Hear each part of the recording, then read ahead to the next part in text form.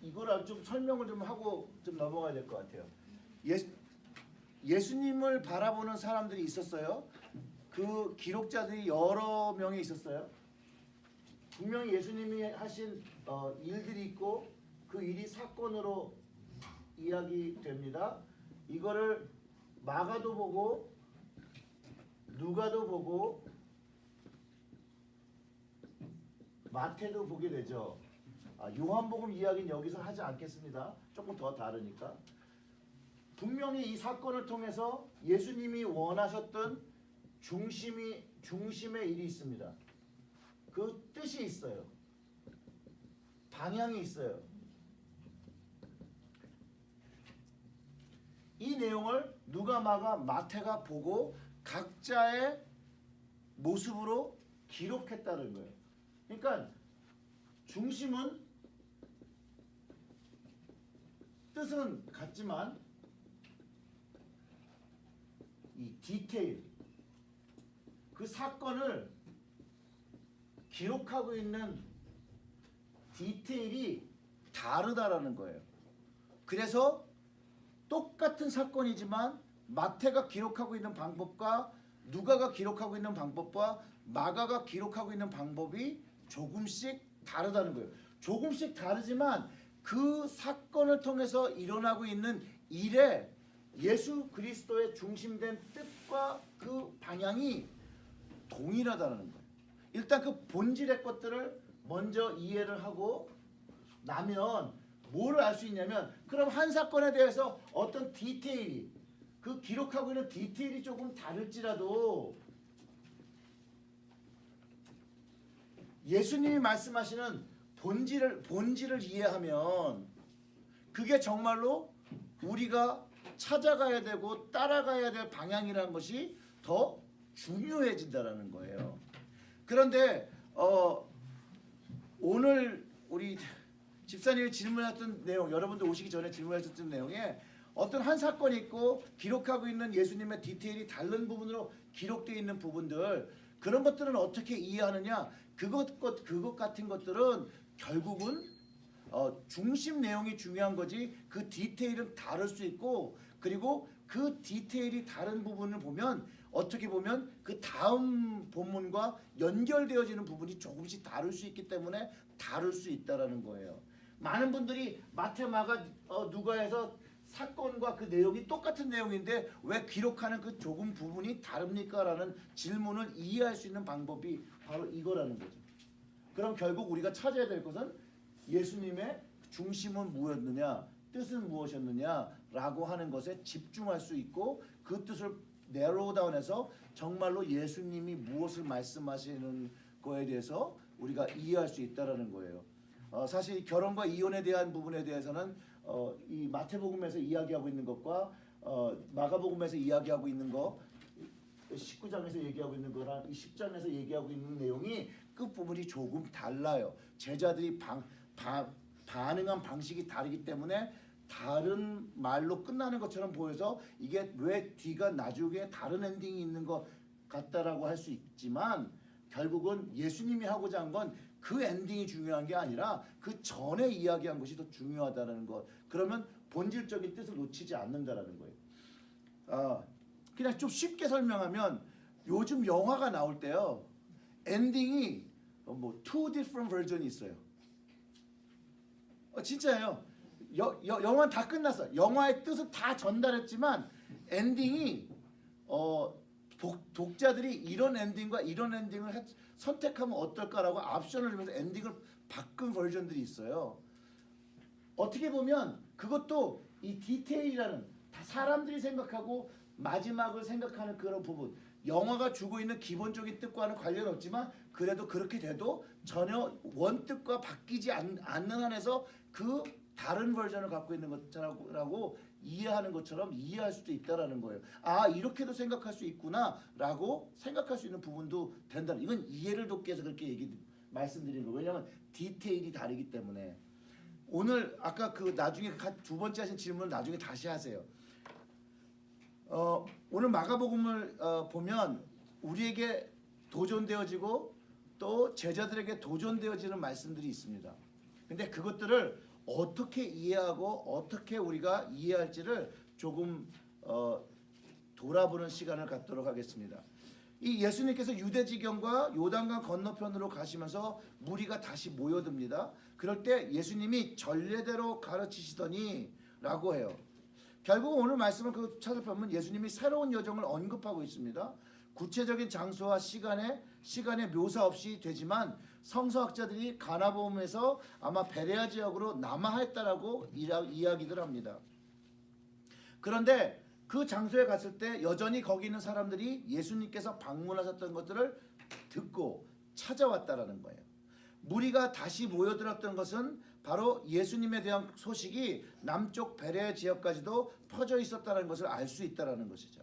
결국 예수님이 예루살렘과 갈릴리 중심으로 사역을 하셨지만 유대인들의 전통 관례에 따라 특별한 절기 예루살렘을 방문하고 돌아가야 하는 것을 요구하기 때문에 예수님에 대한 소식을 각 지역에서도 예루살렘으로 들어와서 예수님에 대한 소식을 듣고 자기의 동네에 가서 예수님의 이야기들을 했다라는 거예요. 왜 지난번에 말씀드렸잖아요. 어부들이 갈릴리 바다에서 위에서 모여서 충분히 어부들끼리도 그 선상에서 이야기할 수 있는 것처럼 예루살렘에서 일어났던 일, 예수님의 가르침을 받고 그 이야기를 들은 사람이 자기 고향으로 가서 그 고향에서도 야 예루살렘에 갔더니 이런 사람이 있더라 라는 소문이 전파되고 있었다는 것을 알 수 있다는 것이에요.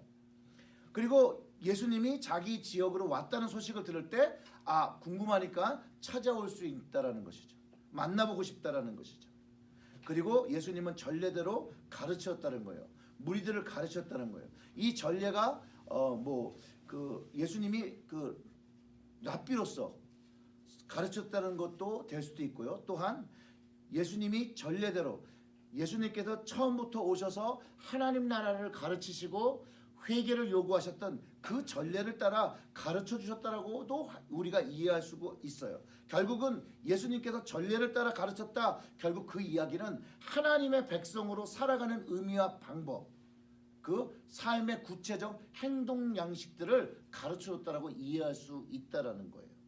거기서 바리새인들이 예수님께 질문을 합니다. 사람이 아내를 버리는 것이 옳은지를 물어봅니다.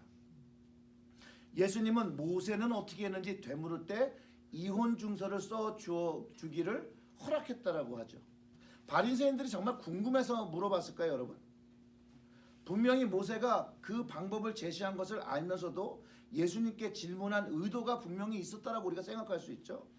함정을 빠뜨리려고 하든지 아니면 그들은 예수님이 할 답을 이미 알고 질문을 했다라는 것이죠. 근데 여기서 한 가지 기억해야 될 것은 이 장소가 헤롯 안티파스 관할 지역이고 세례 요한을 처형한 장본이고 불의한 이혼과 혼인으로 세례 요한을 비판한 적이 있었던 그런 히스토리를 갖고 있는 장소라는 거예요. 결국은 이제 사용되었죠. 이전에 예수님은 이미 결혼과 이혼에 대해서 누구든지 음행한 이유 없이 아내를 버리면 이는 그로 간음하게 하며 또 누구든지 버림받은 여자에게 장가드는 자도 간음함이라고 마태복음 5장 32절에 이야기하신 적이 있어요. 모세의 율법은 이혼을 허락했지만 예수님은 율법에 반대함의 말씀을 모세가 주었던 그 율법에 반대하는 말씀을 주셨다라는 거예요. 근데 사실 이게 반대하는 말씀이 아니라 저는 이것이 결국은 완성의 말씀이라고 저는 생각해요. 즉 예수님은 하나님의 입장에서 결혼과 이혼에 대한 새로운 질서를 가르쳐 줬다고 저는 생각해요. 모세의 율법은 음행의 부분일 때 이혼을 허락했어요. 근데 힐레락파라는 사람들이 이거를 약간 트위스트를 해서 남편이 좋아하지 않는 점이 발견되면 이혼 사유에 합당하다고 이해했고 당시의 유대인들은 그 힐레락파의 해석을 선택하여 살았다는 거예요. 사실은 그 당시에도 여성의 권리가 보장되지 않는 시대에서 특별히 여자를 소유물로 간주하여 결혼이 두 사람의 계약이 아니라 남자 쪽으로 보내지고 소유되어지는 것으로 보았기 때문에 모세 역시 처음 이 이혼법은 힘이 없는 여성을 보호하는 것으로 세웠다는 거예요. 그리고 그 이야기는 그분들의 인권과 그들이 이제 그것 이후에도 결혼을 하고 그 다음 인생을 살아갈 수 있도록 한 것이라는 거죠. 그리고 그 여성에게 증서를 사인해서 양도할 때 자유롭게, 그러니까 유대 사회에 나가서 자유롭게 살아갈 수 있는 증명서와 같은 거였다는 거예요. 또 폭력에 의해서 여자도 이혼을 청구하고 여자가 자유로울 수 있게 만든 율법이었다는 거예요. 즉 모세의 율법에도 여성의 기본 권리를 보호하기로 만들어진 것으로 충분히 이해할 수 있다는 거예요. 그런데 예수님이 이때 지금은 너희 마음의 완악함을 인하여 이혼을 한다는 거예요. 완악함을 위해서. 즉 모세는 적극적인 입장에서 이혼을 명령한 것보다는 그 인권과 권익을 보호해야 한다는 차원에서 이혼을 제시했다는 거예요. 이혼은 남자가 여자를 버리기 위한 합법한 권한이 되어서 안 된다는 걸 예수님이 이야기하고 계시다는 거예요. 또 여성을 폭력으로부터, 남편의 비인가적인 학대부터 보호해야 되고, 여자가 한 남자에게 종속되는 것이 아니라 독립적 인격체로 재혼할 수 있는 자격이 있음을 가르쳐주지만, 결국 사람들이 이 율법을 악용해서 아내를 합법적으로 버리고 있는 유대인들의 그 행함은 잘못됐다라고 비판하신다는 거예요. 그들의 마음의 완악함. 그 신명기 24장 1절과 2절에 대한 악용한 사례를 이야기하시는 거예요. 사람이 아내를 맞이하여 데려온 후에 그에게 수치되는 일이 있음을 발견하고 그를 기뻐하지 아니하면 이혼 증서를 써서 그의 손에 주고 그를 자기 집에 내보낼 것이요, 그 여자는 그의 집에 나가서 다른 사람의 아내가 되려니와. 이 말씀을 실제적으로 가지고 있는 말씀을 자기식으로 해석했다는 거예요. 이혼을 허락한 하나님의 그 긍휼한 하나님을 이해하지 못하고 하나님께 이혼이 합당한 것으로 간주해버렸다는 거예요. 자신들이 생각하는 것에 이혼을 합당한 것으로 생각했다는 거예요. 그 마음이 완악하다는 거예요. 그리고 그것으로 이것을 기록했다는 거예요. 그리고 결혼에 대한 것들을 예수님이 말씀하세요. 뭐라고 얘기하냐면 창조 때부터 사람을 남자와 여자로 지으셨다라고 하고, 결혼은 그 둘이 한 몸이 되는 것이라고. 이것이 하나님께서 말씀하신 결혼의 모습이라고 얘기하시는 거예요. 하나님의 창조의 섭리도 말씀하시고요. 그리고 하나님께서 짝지어 주신 것을 사람이 나누지 못한다고 합니다. 참으로 예수님의 말씀은 사실 그 당시에도 곤란스럽고요, 지금 시대에도 곤란한 말씀이 되었습니다. 어떻게 받아들여야 할까요? 예수님의 말씀에 근거하면 이혼을 금지하신 겁니까? 그런데 말씀의 순서를 잘 보시면 예수님은 하나님께서 정해주신 결혼관을 가르쳐 주시고 있어요. 그럼 질문은, 우리는 결혼관에 대한 질문보다는 이혼에 대한 관점으로 넘어가거든요. 그런데 예수님이 하나님이 바라시는 결혼에 대해 설명하고 있더라. 그렇죠? 관점이 움직였잖아요. 분명히 시작은 이혼에 대한 이야기를 하고 있는데 예수님은 결혼에 대한 이야기를 하시고 있다. 결국 하나님께서 사람들에게 주신 그 결혼관이 현재 그 예수님이 이야기하고 있는 사람들의 결혼관이 하나님의 뜻을 따르고 있다는 거야, 안 따르고 있다는 거야? 안 따르고 있다는 그 얘기를 하신 거예요. 부모를 떠나서 두 사람이 독립적인 인격이 보장되어야 된다는 것, 서로를 존중하고 서로를 사랑해야 되는 관계가 되어야 된다는 걸 얘기한다는 것.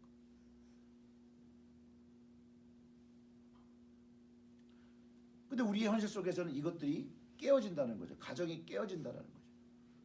새롭게 시작하는 것인데, 결혼 전에는 둘이었는데 이제 이것이 하나된 역할을 감당해야 된다라고 얘기하고 있다는 거예요.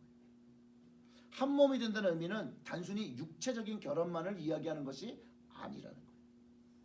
인격적인 결합, 동등해져야 되고, 그리고 서로를 사랑해야 되고 존중해야 되고, 이것이 가정의 인격체를 이룬다는 것이에요. 근데 여기서 더 중요한 거는 이것이 질문해야 된다는 거예요. 그럼 나는 하나님이 인정하는 그런 가정인가? 왜 로마에 가면 로마의 법을 따르라는 말이 있잖아요. 당연한 거잖아요. 한국에 가면 한국 법을 따라야 되죠. 그 왜 그래요? 법이잖아요. 하나님을 인정하고 그 나라에서 가정을 이룬 사람은 그럼 누구의 법을 따라야 된다는 거예요? 하나님의 법을 따라야 한다고 이야기하는 것이에요.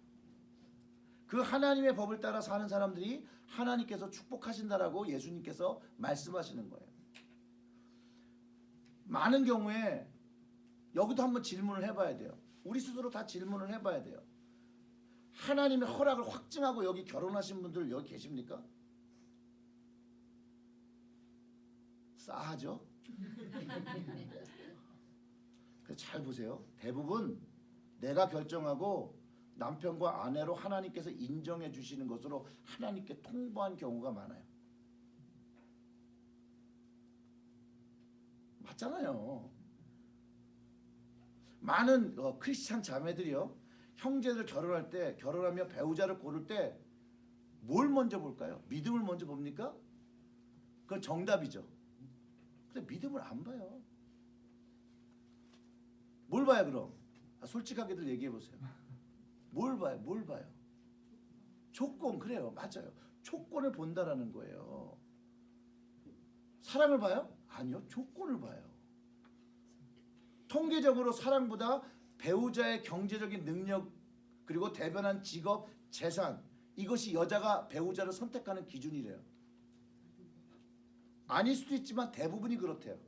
자, 남자는 어떻게 고를까요? 얼굴만 이쁘면 된대요. 여기만 이쁘면 된대요. 아 참. 근데 오늘 예수님이 말씀하시는 배우자를 고르는 방법, 그건 틀렸다라는 거예요. 그 모습이 하나님의 가정을 세우라는 거예요. 하나님께서 축복하시는 가정을 세우기 위해 처음부터 그래야 된다는 것이에요. 근데 여러분 오해하지 말고 들으세요. 하나님과 그 결혼을 결정할 때 관계없이 본인들한테 결정하고 결혼하고요, 이제 이 결혼 생활이 어려워지면 하나님께 기도하기 시작해요. 어렵다고, 해결하게 해달라고. 그것도 내가 변하게 해달라기보다는 저 왼수를 변하게 해달라고 기도를 우리는 한다는 거예요. 그리고 이혼을 또 할 때도 하나님과의 결정과 의견과 상관없이 또 해요. 그리고 하나님께 또 어렵다고 기도하고 문제 해결을 위해서 기도한다는 거예요.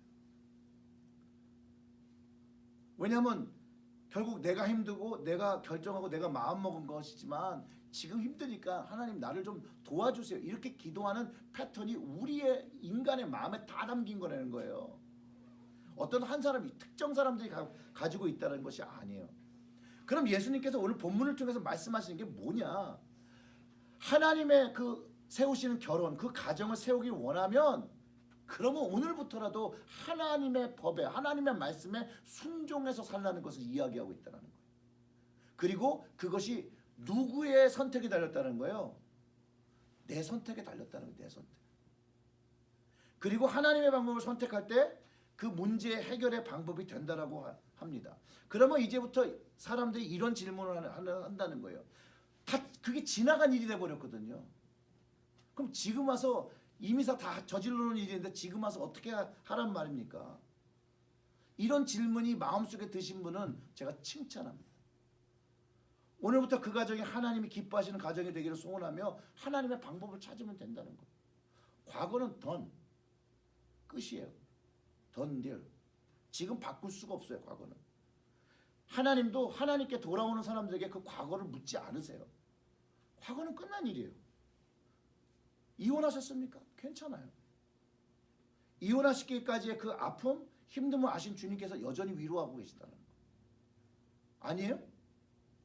우리의 죄와 상관없이 죄로 인하여 고통받고 우리의 힘듦에 인하여 고통받는 그것에 주님은 여전히 우리를 위로하시고요, 우리를 위해 힘주시고요, 우리를 위하여 기도해 주신다는 거예요.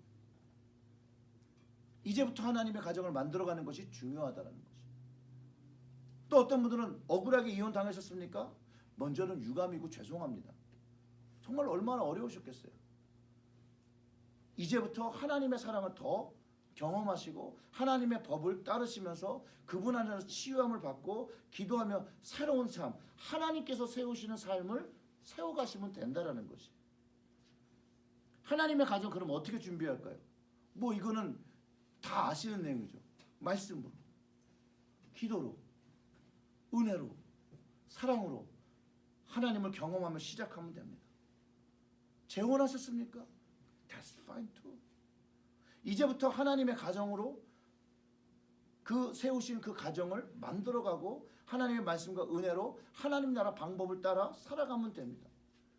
이 이야기는요, 또 동일하게 우리의 잘못된 삶에도 똑같이 어플라이 되는 거예요. 우리도 늘 죄를 짓잖아요. 그게 뭐 달라요? 다른 죄하고 이거의 죄질이 하나님 앞에 달라요? 하나님 앞에 죄는 요만하던 이만하던 똑같아요. 왜요? 왜 똑같을까요, 여러분? 그 조그만 죄든 큰 죄든 그것을 용서하시기 위해서 예수 그리스도께서 십자가를 지어주셨다는 게 똑같기 때문에 똑같아요. 우리 마음에 잘못된 마음이 있습니까? 그러면 하나님의 법에 따라 이 마음을 해결하면 된다는 거예요. 오늘 그 이혼하려고 하는 완악한 마음을 가진 그 유대인들에게 말씀하시는 그 주님의 마음, 그 마음을 이해하면 된다는 거예요.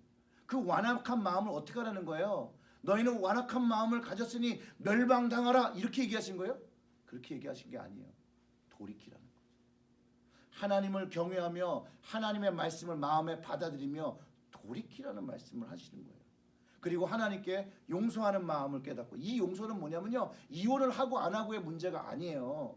하나님의 말씀을 따라 살지 않은 그 모습에 그것을 죄로 고백하고 하나님께 용서하면 그분께서 그 용서를 해주시고 그리고 그 은혜를 입으며 살아갈 수 있다는 거예요.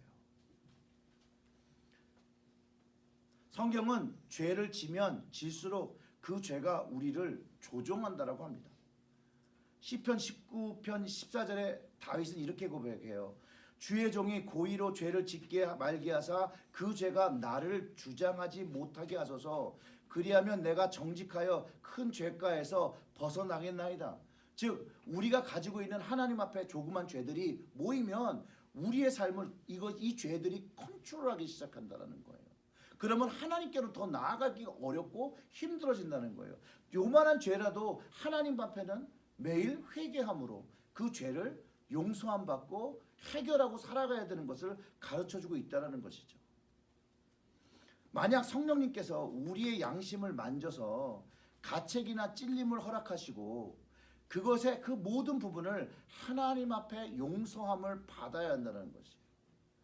여러분들이 하시는 일 중에 양심의 가책을 느끼는 일들을 모두 그만두어야 합니다. 그러고 나면 그 용서함을 받고 나면 그 용서함을 받은 것에서 하나님 앞에서 받는 죄책감에서 자유함을 누리기 시작한다는 거예요. 그리고 죄에서 자유함을 누리게 된다는 거예요. 사실은 이 조그만 것도 우리는 좀 조심해야 되는 부분이 있어요. 뭐 이런 얘기를 해서 뭐 오해하지 마시고, 도둑질은 나쁜 거죠. 맞죠? 네. 안 나빠요? 그런데 도둑질에도 그 질이 있잖아요. 조그만 거를 가져오는 거와 큰 거를 가지고 왔을 때 큰 거는 나쁘고 조그만 건 괜찮아요? 똑같이 나쁘죠. 똑같죠. 그런데 이 미국에 오면 그 giveaway stuff가 있어요. 이거는 가져가도 되는 게 있어요. 하지만 그냥 거기서 쓰고 놔두고 가야 되는 것들이 있어요. 그렇죠? 근데 보통의 많은 사람들이 그냥 주는 것 플러스 그냥 적당히 내가 쓰기만 해야 되는 그것도 더 많이 갖고 오는 모습들이 그리스도인들에게 있다라는 거예요. 그런 부분조차도 우리가 하나님을 믿는 사람이면 고쳐야 되는 부분이라는 걸 얘기하는 거예요. 그러니까 혹시 요즘은 다 그래서 너무 많이 집어가니까 달래야 주잖아요. 그죠? 뭐 케찹 2개 주세요 이러잖아요. 옛날에는 막 가지고 갔거든요. 그게 막 가져가라고 내놓은 게 아니에요. 뭐 그런 부분들, 자그마한 부분을 얘기하는 거예요. 휴지도 그렇잖아요. 휴지도 쓸 만큼만 가져오는 거예요. 근데 쓸 만큼이 내가 인생에 있어서 한 달 동안 필요한 휴지가 필요한데 라고 집어오면 안 되는 그거부터는 그건 도둑질이에요. 그렇게 생각하지 않아서일 뿐이지 그런 거 이렇게 가져다가 이렇게 됐다고 가져다가 집에서 용이하게 이건 집에서 쓰면 좋겠다라고 가져오지들 마세요. 목사님은 어떻게 잘하세요, 저희들? 왜냐면 저도 그런 경험이 있고 그리고 오늘 교회를 돌아다 보니까 그 와와의 컵홀더 이렇게 끼는 거가 이만큼 저희 교회에 있더라고요. 그 컵홀더에 하나씩 껴서 가는 건 커피 마시는 거 뜨거운데 손 끼라고 하나 사면 하나 가져가라고 하는 거지. 이만큼 갖다가 쓰라는 거 아닌데 우리 교회에 이만큼이 이렇게 쌓여서 커피 먹는 자리에 이렇게 딱 나와져 있더라고요. 찾지 마세요. 네? 말하고 가깝겠죠. 네, 제 생각에 와와에서 말하고 갖고 오지 않아요. 근데 여러 사람께 한꺼번에 모아져 있었던 건 아닐까? 그 옆에 설탕과 이런 와와가 이만한 박스에 있더라고요. 물론 그게 한 줌씩 집어온 게 지금의 현상이 되었을 수 있을 수 있어요. 하지만 그래도 아니면 네. 뉴스에서 그냥 그룹으로 하면서 그냥 네, 냈다가 네. 그 자꾸 합리화를 하면 안 되고요. 그냥 아닌 건 아닌 거 하나 사면 하나 갖고 오는 거. 아니 뉴스에서 네. 한 10명쯤 한꺼번에 그리고 제가 얘기 들으면 와와에서 거기서 넣어가지고 타갖고 나오는 거지 가져가서 타라고 하는 건 아니잖아요. 그죠? 그러니까 제가 조그만 부분을 얘기한 거예요. 이것 말고도 많아요. 많아요. 그래서 우리는 죄인인 거예요.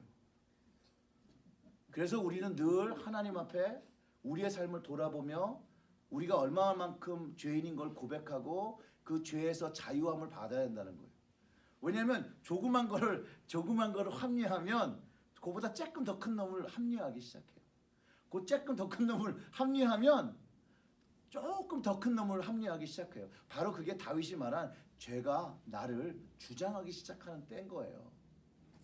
우리나라 속담에도 바늘 도둑이 소도둑 그렇죠. 예. 바늘 도둑이 소도둑 돼요.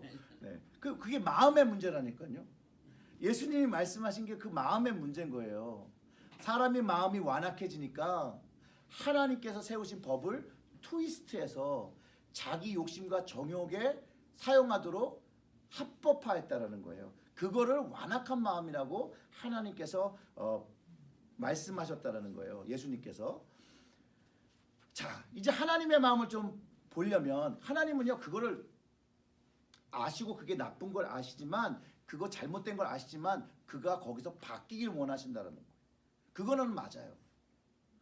하나님께서 계속해서 그거를 그러면서 살아가기를 바라시겠어요? 그렇지 않죠. 바뀌기를 원하죠. 그리고요 우리의 자녀들이 잘못할지라도 정말로 우리의 자녀가 뭔가 잘못하고 살아가요. 그러면 그렇게 말씀하시지는 않을 거 아니에요. 내가 저놈 죽고 나 죽고 뭐 말은 그렇게 하시지만 그런 건 아니잖아요. 다만 돌아오기를 기다리고 바뀌기를 기다리는 그게 탕자를 기다리는 아버지의 마음이죠. 하나님 아버지의 마음이죠. 그리고 여전히 용서를 구하면 용서해 주신다는 하나님의 선제적 용서가 거기에 있다라는 거예요. 그리고 그 앞에 나오면 그 죄가 그분에게서 용서함을 받고 자유함을 경험하게 된다는 것이죠. 이게 주님께서 우리에게 회개하기 원하시는 이유, 죄가 더 이상 우리의 하나님의 거룩한 자녀의 삶을 주장하지 못하게 하기 위해서고, 그 후에 원하시는 것은 그랬으면 이제 그 합당한 열매를 맺으며 그 변화를 맺으며 하나님의 자녀로서 그 하나님의 방법에 따라 선함을 가지고 살아가기를, 하나님의 거룩함을 가지고 살아가기를 바라시는 마음으로 이 말씀을 하고 계시다는 거예요. 그래서 예수님이 이렇게 말씀하세요. 10절에 제자들이 다시 이 일을 물으니 이르시되 누구든지 그 아내를 버리고 다른 데 장가드는 자는 본처에게 간음을 행하며 또 아내가 남편을 버리고 다른 데로 시집가면 그것도 간음을 행함이라. 이 이야기는 제자들이 예수님이 말씀하신 그것을 이해하지 못한 이 마음에 여기 없네. 마음에 대한 문제를 얘기한 걸 이해하지 못했을 때 다시 한번 그걸 이해시켜 주시기 위해서 예수님이 말씀하셨는데, 이 기록한 아까 그 마가가 거기서 엔딩했다는 거예요. 사건의 기록 디테일을 거기서 마감했고, 마태는 이것을 다르게 기술하고 있어요. 나중에 19장에 가서 한번 보세요. 거기는 조금 다른 모습으로 되어 있어요. 다른 모습으로 이 디테일을 기록하고 있을지라도 예수님이 말씀하신 그 사건과 중심과 뜻과 방향과 본질은 똑같다. 이게 19장. 안 보이세요? 좀 크게 쓸까요? 아니 영상으로 모르겠다. 예. 나중에 한번 보시면 그 엔딩이 달라요. 다른데 그 본질적인 그 마음에 대한 부분을 얘기하고 계신 것은 똑같다. 그 마음이 결국은 하나님의 법을 따르지 않는 모든 사람들, 우리 모두가 갖고 있는 근원적인 문제라는 것을 얘기하셨는데 제자들이 이야기를 못 알아들은 거예요. 그러니까 예수님께서 이렇게 얘기하신 거예요. 그냥 직설적으로 이렇게 하면 안 되고 이렇게 하면 안 돼. 그러고 그냥 거기서 종료가 된 거예요. 그리고서 이제 예수님께서 어린아이들에 대한 이야기를 이제 하시죠. 사람들이 예수님께서 만져주심을 바라고 어린아이들 데리고 오는데 제자들을 꾸짖습니다. 왜 그걸 꾸짖었을까요? 오지 못하겠다라는 거예요. 오지 못하겠다. 그러면서 뭐라고 얘기해요? 하나님 나라가 이 어린아이의 것이라는 거예요. 어린아이의 것. 하나님 나라를 어린아이가 받들지 않는 자는 결탄코 그곳에 들어가지 못하리라. 그러면서 아이들에게 그 아이들을 안아주고 그들 위해서 안수하시고 축복하셨다는 또 사건이 하나 기록이 되어 있다는 거예요. 지난번에 그 어린아이에 대한 이야기를 좀 했잖아요. 이 어린아이, 여기서 말하는 어린아이를 좀 우리가 좀 다시 한번 또 생각해 보면 어린아이의 그 순전한 마음, 순전한 사랑, 순종하는 어린이, 또한 여기에는 잘 지내는 그 어린이의 모습, 그가 천국의 주인이라는 것을 이야기하고 있다는 거예요. 제가 이거를 생각하면서 조금 다시 생각해 보니까 분명히 뭐 그때도 똑같이 얘기를 했지만 이 어린아이의 순수한 사랑,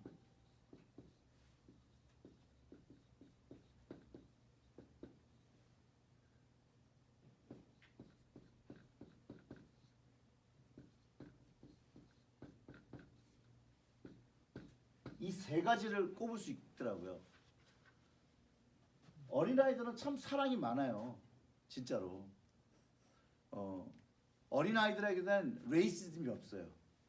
그냥 다 잘 놀아요. 그렇잖아요. 물론 요즘 애들은 영악해서 막 왕따 넣고 그런다 그래서 좀 확 당황스럽긴 하지만 아무튼 애들은 워낙 그런 거예요. 그리고 애들은 순종한다라는 거예요. 그리고 애들은 싸워도 금방 화해하고 용서하고 또 논다는 거예요. 오죽하면 저 잘할 땐 그런데 요즘은 어떤지 잘 모르겠어요. 이게 막 애들 싸우고 있으면 이렇게 불러가지고 야 니들 스스로 잘못했다고 해, 사과해. 그리고 사과했어, 용서했네, 그래 이제 잘 놀아. 그럼 가서 와 이러고 놀잖아요. 근데 어른이 되면 이게 돼요? 제가 죄송하지만 이게 나이가 먹으면 먹을수록 안 된다고 하더라고요. 그리고 이 70세 이상이 되면 이게 극이 된다라고 하더라고요. 왜 그러냐면 야 내가 살 만큼 살았는데 뭐 그것까지 해야 돼? 라고 하고 절대로 안 바뀌신다는 거예요. 이거 진짜 어떤 분이 그러셨어요. 그분의 경우인가 봐요. 순종도 나이가 들면 들수록 어려워져요.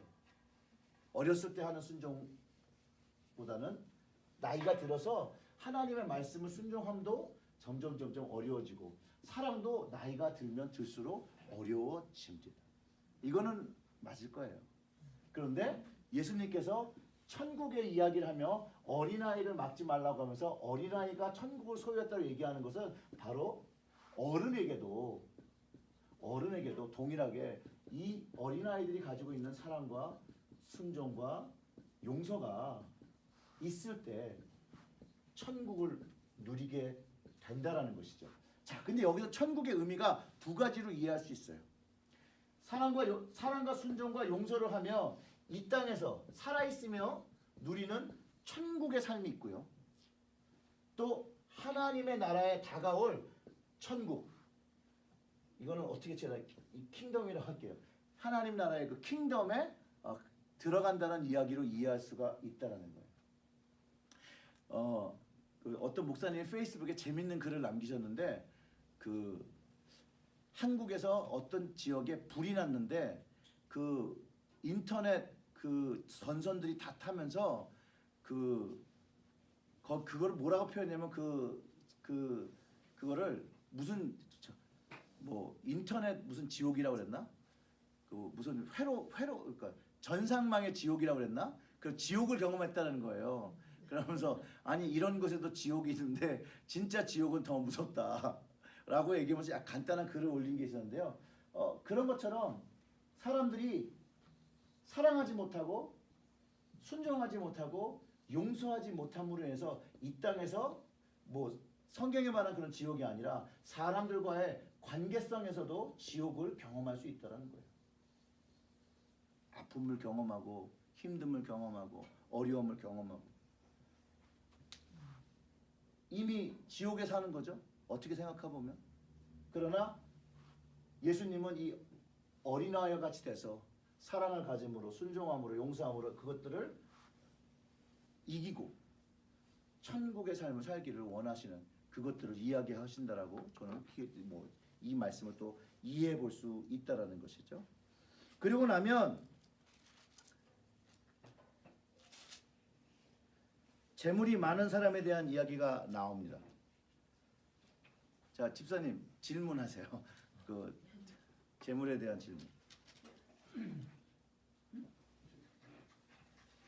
재물이 많이 나오는 마가복음, 마태복음 같은 두 개가 있는데요. 네.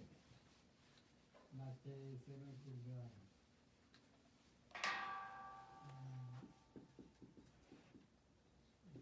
여기서 보시면은 내가 말씀드리고 싶은 건 이 마태복음 28장 예수께서 내가 지식을 너에게 아르니 세상의 사람들의 의자가 자기 영광을 보지 않을 때 나를 따르는 너희도 열두 보지 않는 이스라엘 열두 지파를 심판하리라. 이렇게 이런 말씀이 있거든요. 네.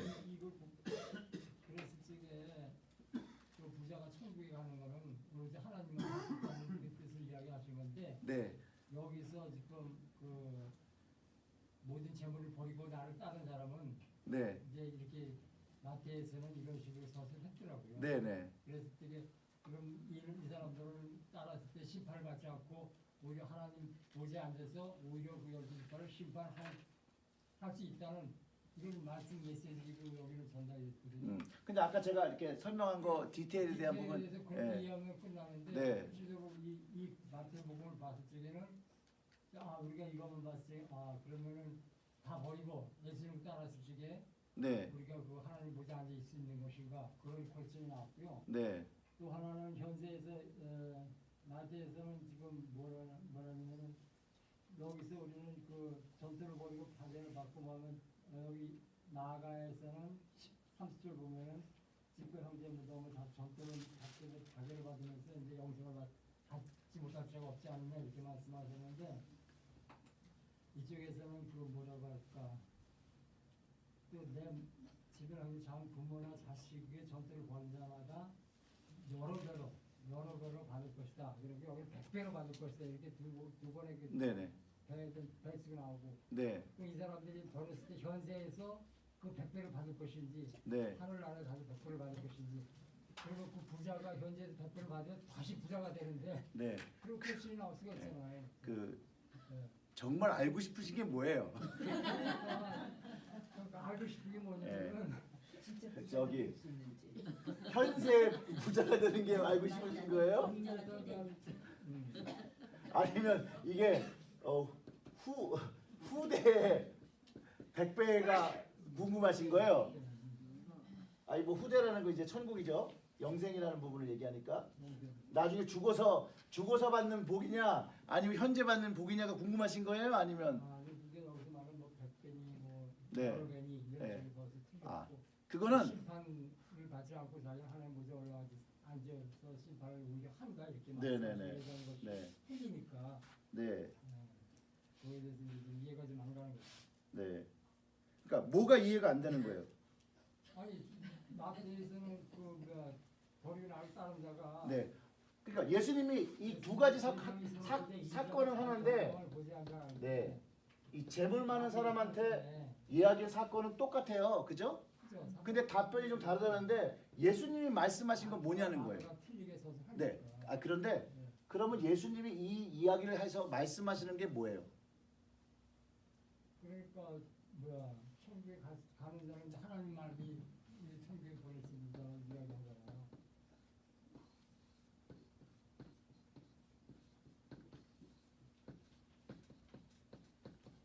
자 이렇게 써놓고 이제부터 설명하겠습니다.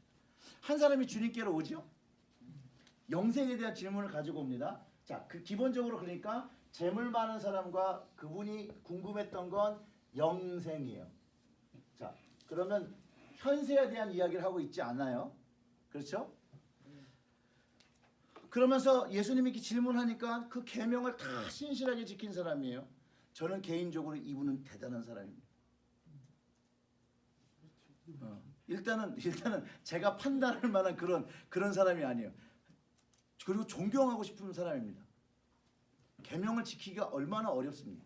하나님의 말씀을 지키기가 얼마나 어렵습니까? 근데 그거를 당당하게 지킬 수 있다고 말씀하시는 분 너무너무도 존경스럽습니다. 그런데 예수님이 그에게 있는 부족함 하나를 지적하셨습니다. 그리고 그것을 정말 주님께서 그를 사랑하셔서 말씀하셨습니다.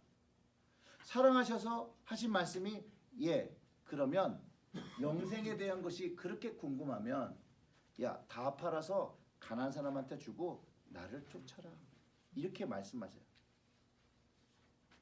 이제부터 이 사람이 이제 고민하기 시작합니다. 그리고 절대로 여러분 이 사람만의 고민이라고 생각하지 마세요. 만약 예수님이 여러분들에게 이것을 얘기했다면 여러분들도 엄청 고민하셨을 거라고 저는 생각합니다. 그는 재산은 많았지만 예수님이 그를 바라봤을 때 그는 가난한 자를 돌보지 않던 사람이었어요. 그걸 다 이제 주고 주님을 쫓으라고 합니다. 그랬더니 그가 어떻게 했다고요? 근심만 했어요? 네. 왜 슬펐을까요? 여러분 한번 생각해 보세요. 근심하면서 간 게 아니라 슬퍼. 이 사람을 슬프게 한 건 뭐가 이 사람을 분명히 예수님이 버리라니까 이게 슬픈 거예요. 저는 일단 기본적으로 그는 근심한 것뿐만 아니라 이거를 정말로 해야 될지 안 해야 될지 정말로 신실하게 고민한 사람이에요. 이게 우리랑 달라요. 우리는 어쩌면 굉장히 근심하면서 돌아갔을 거예요. 왜? 안 할 거니까. 내가 이 사람을 그렇게 존경하고 싶은 사람이 그 이야기예요. 우리는 근심해요. 우리는 안 할 거니까 근심하면서 야 이걸 주님과 이제 어떻게 관계성을 맺지? 그러면서 돌아갔을 것이지만 이 사람은 정말로 고민하는 거예요. 내가 이걸 진짜 버리고 가야 되나? 그리고 돌아간 사람이에요. 그런데 예수님이 아신 거예요. 그렇게도 고민을 하지만 결국 안 할 거라는 걸 안 거죠. 그리고 예수님이 제자들에게 뭐라고 했죠? 재물이 있는 자는 하나님 나라에 들어가기 심히 어렵다라고 하셨죠. 제자들이 왜 놀랬죠? 제자들이 왜 놀랐어요? 예수님이 하신 말씀 때문에 놀랐는데 그 말씀이 뭐였어요? 부자가 하늘나라에 가는데 낙타가 바늘귀에 들어가는 것보다 어렵다라는 거예요. 그게 더 쉽다라는 거죠. 그만큼 어렵다라는 거예요. 자, 제자들의 반응이 그때 야, 그러면 누가 구원을 얻을 수 있겠느냐라고 했어요.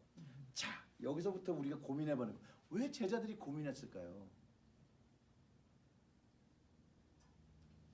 자기 생각을 아무도 할 수가 없어요. 예수님은 부자, 재물이 많은 사람이 못 들어간다고 했는데 제자들이 고민하기 시작해.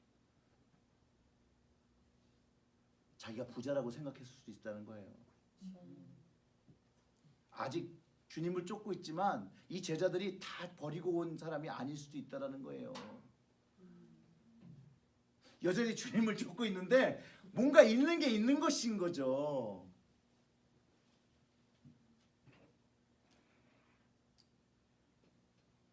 우리는 예수님께서 말씀하신 그 부자에 대한 의미를 다시 한번 생각해 보아야 합니다. 근데 베드로가 그래서 어떻게 얘기해요? 우리가 모든 것을 버리고 주를 따르는 날이다. 그리고선 예수님이 베드로에게 이렇게 얘기해 주신 거죠. 거기 좀 읽어보세요. 내가 진실로 너에게 이르노니 나와 복음을 위하여 집이나 형제나 자매나 어머니나 아버지나 자식이나 전투를 벌인 자는 현세에 현세 있어서 있어 집과 형제와 집과 자매와 형제와 어머니와 자식과 자매와 전투를 어머니와 자식과 백배나 전투를 받되 백배나 받되 박해를 박해를 경멸하여 경마여 받고 내세의 영생을 받지 못할 자가 없느니라. 여기 보면 굉장히 명확하게 나와 있거든요. 자, 전투를 벌인 자는 현세에 있어 집과 형제와 자매와 어머니와 자식과 전투를 100배 받되 박해를 경멸해 받고. 자, 여기서 그 100배에 대한 의미를 조금 생각할게요. 자, 100명의 어머니를 받는다는 의미입니까? 아니 그럼 100배라는 말의 의미는 어떤 의미예요? 많이라는 거죠. 풍성함이라는 거예요. 그러니까 일단 결국은 여기서 기록하고 있는 사람들이 숫자의 의미를 이야기하는 것이 아니라 풍성함의 이야기에 100배를 이야기하고 있다는 거예요. 간혹가다 성경에서 숫자를 기록하지만 실제로 우리가 알고 있는 그 숫자를 이야기하는 것이 아니라 풍성함이나 적응을 이야기할 때가 있어요. 그리고 어쩔 때는 처음 된 뭐 이럴 때도 처음 됐다는 게 우선되었다는 의미로 소연하지 제 1번 1등 이런 거 얘기하는 게 아닐 때도 있어요. 그러니까 꼭 숫자에 너무 민감하지 않으셔도 됩니다. 그리고선 말씀하신 의미 역설적인 거죠. 그러면서 먼저 된 자가 나중되고 나중된 자가 먼저 될 자가 많으리라고 이런 역설적인 말씀을 하셨다는 거예요. 예수님이 좀 쉽게 얘기해 줬으면 좋을 텐데 우리 이렇게 어렵게 말씀을 해서 우리는 늘 예수님이 무슨 말씀을 하시는 걸까? 라고 생각을 하지만 우리는 예수님의 말씀을 정확히 알고 있다는 거예요. 단 우리가 모르는 척을 해야 예수님의 말씀을 따르지 않을 수 있다는 빌미를 주기 때문에 우리는 모른다라고 자꾸 얘기를 한다는 거예요. 아 진짜예요. 자, 주님의 말씀하신 부자의 의미, 왜 제자들이 부자, 안만 봐도 우리가 봐도 제자는 부자가 아니잖아요. 부자가 아닌데 왜 이 사양반들이 도대체 그랬을까? 예수님의 말씀하신 부자의 의미를 저는 알았기 때문에 이들이 놀랬다고 생각해요. 예수님이 말씀하신 부자는 그 재물 많은 부자 얘기뿐만 아니라 이 부자의 의미는 자신의 삶을 살아가고 나머지가 있어 또 사람을 도울 수 있는 사람, 액션을 가지고 있는 사람을 부자라고 표현하셨다고 저는 생각해요.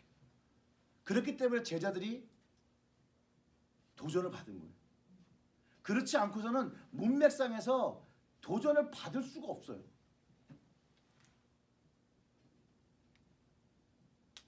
그래서 베드로가 주님 저는 다 놓고 왔습니다 라고 고백한 거예요. 그러니까 여기서 제자가 어떤 제자를 말하는 거에 대해서도 여러분들이 생각해야 돼요. 제자 그러면 우리가 12사도만을 생각할 수 있지만 그것보다는 더 많은 사람들을 포용하고 있는 제자들을 이야기하고 있었고 그 예수님을 쫓는 제자들 중에 자신들 생각하기에 자신이 잘 먹고 잘 살고 그리고 어느 정도 엑스트라를 가지고 살 수 있는 그런 부자와 예수님이 말씀하신 부자의 모습을 가지고 있었던 사람들이 예수님을 쫓고 있었다는 거예요. 마태복음에서 베드로가 질문했잖아요. 27장에 베드로가 대답해 이르되 벌써 우리가 모든 것을 버리고 주를 따랐사온즉 그런지 우리가 무엇을 얻으려 올까? 예수님한테 이런 퀘스천을 냈어요. 그거는 이제 영생에 대한 이야기를 하는 거죠. 그래서 네. 예수님이 거기 28절에서는 진실로 너에게 이르노니 세상이 새롭게 되어 인자가 자기 영광의 보좌에 앉을 때 나를 따른 너희도 네. 이런 이런 식으로 설명하면서 열두 보좌에 앉아 이스라엘 12지파를 심판하리라. 마태에서 이렇게 말씀을 하셨거든요. 네. 근데 그게 마가복음이랑 뭐가 틀려요? 전 똑같다고 생각하는데. 보상을 어떻게 해줄 것인가 네. 베드로가 물었을 때 네. 예수님께서 여기서 이렇게 되는가 네. 하셨고 자, 부자에게 그 재물을 버리고 오는 거에 대한 보상이 뭐였는데요? 마태에서는 지금 아니요, 마가에서요. 마가에서는 재물을 버리고 예수님께 오는 것이 뭐였냐는 거죠. 영생을 얻고 자, 영생이 천국 아니에요? 마가에서 영생을 얻고 그 100배로 이상을 받는다. 네. 마가에서는 그렇게 그 100배도 풍성함이라고 그랬잖아요. 숫자가 아니라. 두 가지가 이상 대답이 틀리게 나오고 틀리다는 게 아니라 표현 방법이 디테일은 다르다니까요. 하지만 동일한 거는 예수님께 나오고 자신의 것들을 선한 일에 사용하고 주님께 오면 주님이 주시는 천국을 누리고 영생을 누리고 풍성함을 누린다니까요. 이 풍성함이 우리가 생각하는 세상적인 재물일 수도 있지만 예수님은 어쩌면 이 풍성함이 지금 현세에서도 누릴 수 있는 천국의 기쁨을 말할 수도 있다니까요. 왜냐하면 이게 숫자가 아니라 풍성함이니까. 어머니를 100명을 받는 게 아니잖아요. 아니면 어머니가 100배가 커지는 건 아니잖아요. 숫자의 개념이 아니라 풍성함의 개념이니까 결국은 현세의 천국을 경험하고 영생의 천국. 근데 그 중심에 여기 들어오는 커넥션이 뭐예요? 예수라는 거예요. 예수 그리스도를 온전히 보는 사람, 만나는 사람이 결국은 현세의 풍성함과 나중의 풍성함을 같이 하고 예수님과 함께하니 천국을 다스리는 자가 되어진다라고 얘기한 거는 마태복음이나 마가복음이나 저는 똑같다고 생각해요. 근데 마태에서 지금 말씀한 28장에서 인자가 자기 영광에 보지 않을 때 네. 여기서 인자는 뭐 주님을 말씀하시는 예수님 말씀하시는 거죠. 주님이 그럼 영광에 보지 않을 때 나를 따른 너희도 네. 같이 내 보좌에 같이 앉는다 이렇게 말씀하시는 네. 그 인자가 마태복음을 갑자기 넘어가서 흐름이 바뀌긴 하지만 그 인자가요 24장과 25절에는 심판의 주인 거예요. 아이 그냥 심판을 한다고 했어요. 너희들이 12지파를 요거 보좌에 앉아서 마태에서는 보답을 아니 그러니까 심판을 같이 하는 거죠.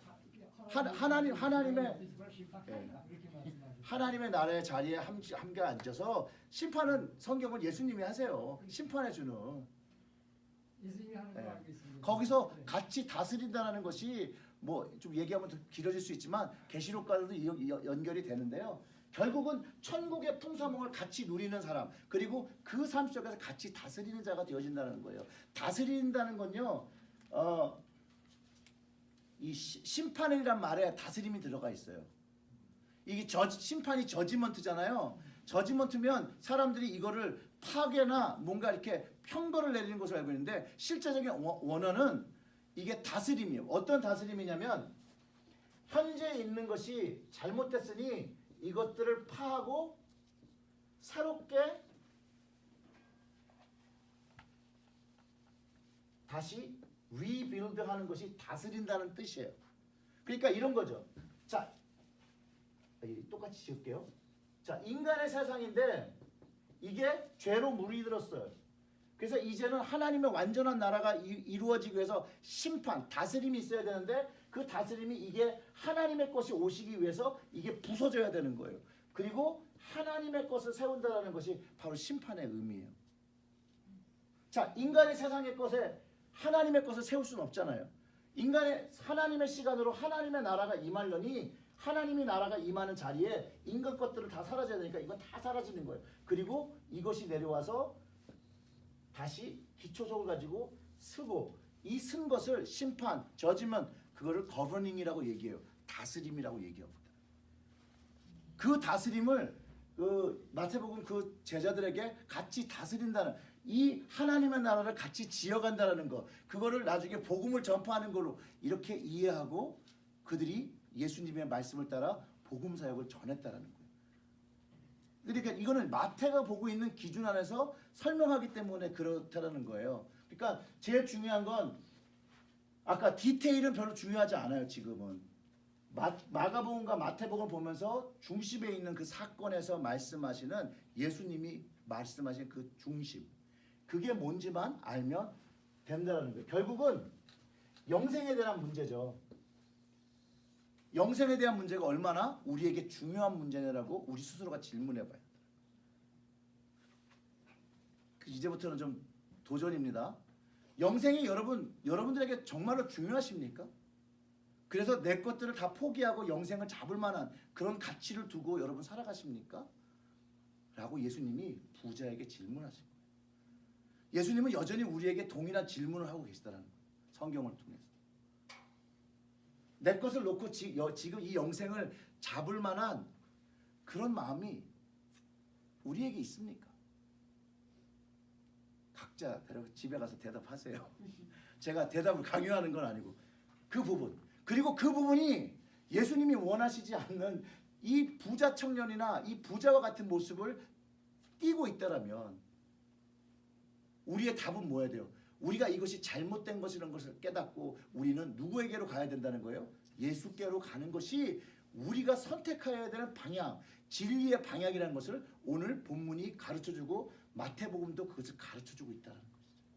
그 심판의 날에 주님을 만나는 그것을 진짜로 믿기 때문에, 그것이 사실이기 때문에 그때를 위해서 내 것을 지금 버릴 수 있을 만큼의 포기한 것.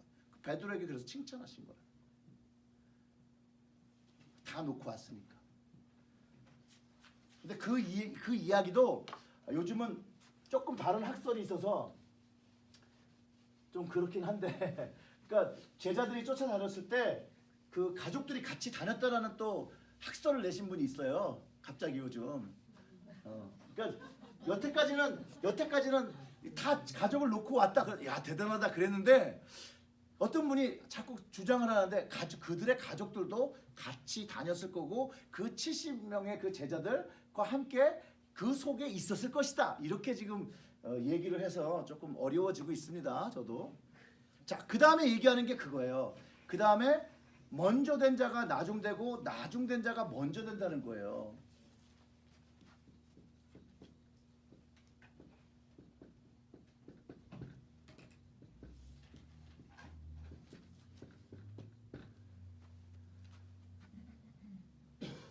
이 먼저 된 자, 주님을 먼저 안 사람이죠, 사실은.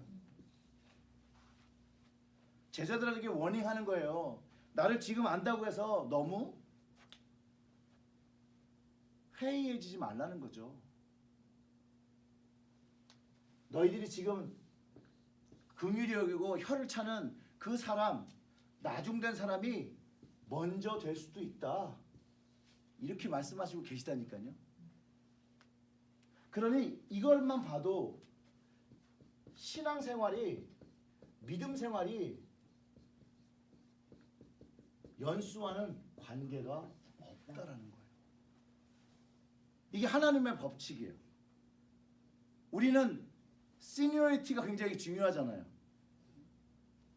그렇지 않나요? 시니어리티에 따라 월급도 다르고요. 대접도 다르고요. 다 달라요. 아니 그 시니어 시리즌 혜택 받으시잖아요. 근데 아니래요. 왜요? 받으시잖아요. 그것도 하나의 혜택이에요. 그런데 신앙은 그렇지 않다라는 거예요. 혜택을 주시는 이가 누구예요? 하나님이잖아요. 하나님은 그 신앙의 연수와 관계없이 그 사람의 마음을 보신다라는 거예요. 그 마음이 정말로 하나님을 향해 있는, 하나님을 향해 열린 마음인가를 보신다라는 것이죠. 처음 믿음이 변할 수 있거든요. 옛날에 하도 그 유명한 드라마 때문에 설명하기가 어렵지만 뭐 사랑은 돌아오는 거야. 믿음도 돌아오긴 합니다. 하지만 믿음을 지키는 게 가장 중요합니다. 믿음은, 자, 요한 웨슬리 목사님이 믿음은 충성이라고 말씀하셨어요. 믿음은 그 가진 주님을 향한 그 마음을 굳건히 지키는 것, 로열티를 갖고 사는 것이라고 저도 믿어요. 그리고 32절을 보면 이렇게 나옵니다. 예루살렘으로 올라가는 길에 예수께서 그들 앞에 가서서 가시는데 그들이 놀라고 따르는 자들이 두려워하더라. 이에 다시 두 12제자를 데리고 자기가 당할 일을 말씀하여 이르시되 보라 우리가 예루살렘으로 올라가노니 인자가 대제사장들과 서기관들에게 넘겨짐에 그들이 죽이기로 결의하고 이방인들에게 넘겨주겠고 그들은 능욕하며 침뱉으며 책짓질하고 죽일 것이나 그는 3일 안에 살아나리라 하시니라. 아멘. 예수님께서 제자들에게 이렇게 예수님이 고난당하실 걸 늘 얘기하셨다라는 거예요. 근데 제자들은 왜 그걸 이렇게 이해를 하지 못했을까? 라고 옛날에 제가 한 개탄스러워 했는데 제가 보니까 제 인생을 살아보니까 제자가 훨씬 낫다.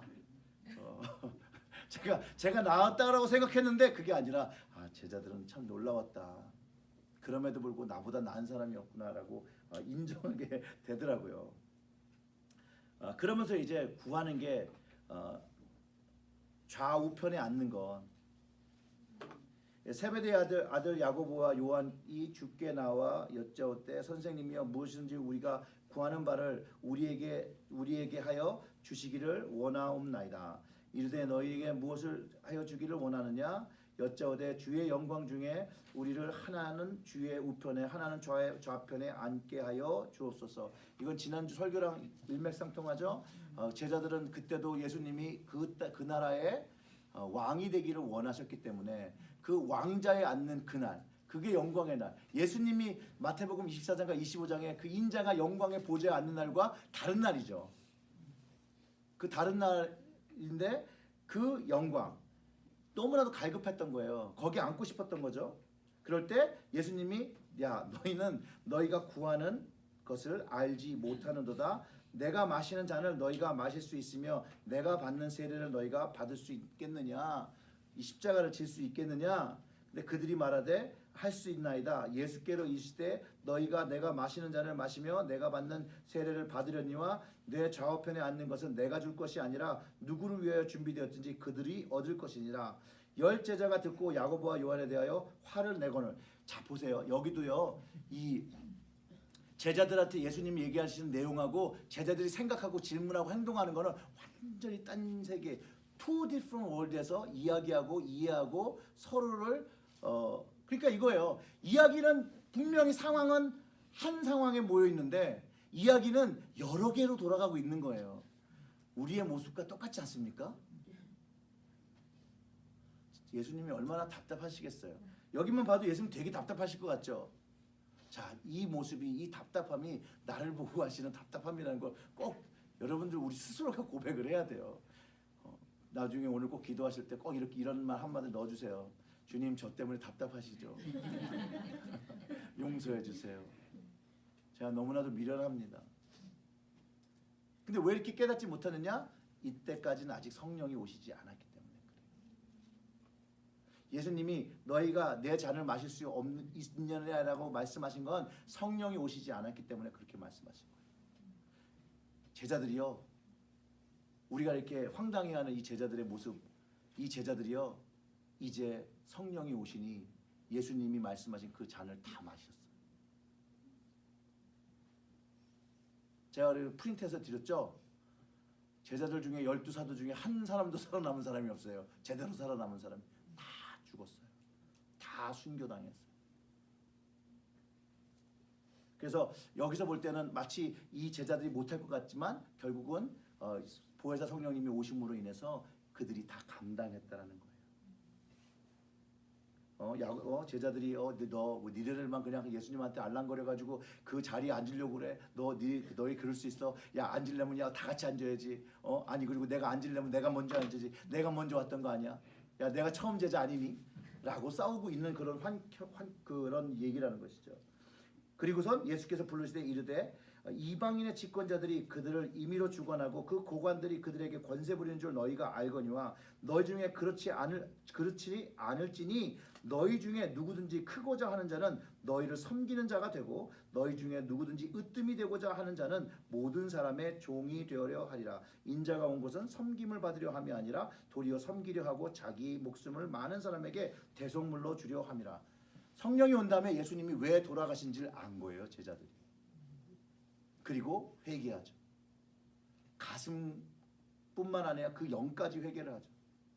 그리고 예수님이 하신 말씀들을 기억하고 깨달으면서 이제 예수님이 말씀하신 섬김을 받으려는 자가 아니라, 여기는 다 섬김을 받으려고 싸운 거잖아요. 그런 자가 아니라 예수님을 위하여 사람들에게 오늘 얘기한 그 영생에 대한 선물을 주기 위해서 섬겼다. 그리고 그 자신들의 목숨을 그들에게 복음을 전하기 위해서 기꺼이 주었다라는 것이죠. 이제 그 다음에 이제 마지막까지 46절부터 52절까지 맹인 바디메오가 이제 고침을 받는 게 있습니다. 그는 주님을 어떻게 불렀던 사람이죠? 다윗의 자손 예수라서 다윗의 자손 예수. 네. 아니 근데 어떻게 부르는 사람이라니까요.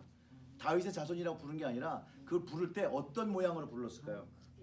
크게 사람들이 짜증날 수 있을 정도로, 그래서 시끄러워서 조용하라고 할 정도로 주님을 찾았던 사람입니다.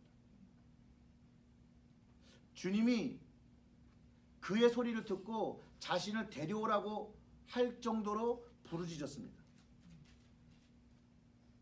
그 정도로 주님께 자기를 알리고 싶어한, 주님께로 나아갈 수 있는, 거지가 할 수 있는, 그리고 또 맹인이기 때문에 할 수 있는 최대한을 다한 사람이라는 거예요. 그럴 때 주님께서 그의 목소리를 들으셨고 나오라고 했다라는 거예요. 근데 이 거지가 뭘 버리고 나왔죠? 제가 지난번에도 여기서 얘기했나, 소그룹에서 얘기했나, 거지의 무기는 뭐라 그랬죠? 옷. 야, 여기서 했구나. 여기 아니에요? 거지는요, 누더기가 없으면 국어를 못해요. 여기서 했죠? 예. 이거를 버리고 온 거예요. 그리고 겉옷은 맹인이 거지로서 살아가는데 자기를 보호하는 보호 장구이기도 해요. 그러니까 이 사람들에겐 이 겉옷이라, 하여튼 이스라엘 유대 사람들에게는요, 이 겉옷은 굉장히 중요한 거예요. 그런데 주님 앞에 나오는데 이 겉옷을 버린 건 거지가 자기의 전 재산을 거기다 두고 나온 거예요. 이렇게 이해해 주시면 돼요. 제가 거지의 습성은 그 자기에게 가장 중요한 것들을 늘 챙기고 다녀요.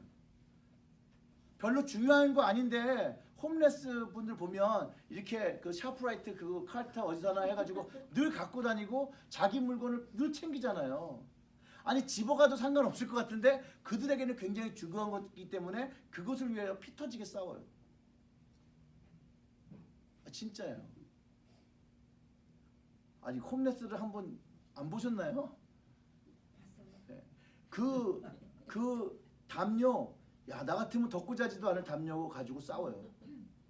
왜냐하면 밤에 추위를 이길 수 있고 자기를 보호할 수 있는 거기 때문에 그것 때문에 싸운다니까요. 그런데 이 맹인이 그 순간에 그것들을 다 내려놓고 나온다라는 거예요. 예수님께 나왔어요. 그러니까 이 거지의 선택이 부자의 선택보다 더 좋은 걸 선택한 것이죠. 그에게 가장 좋은 걸 선택했다.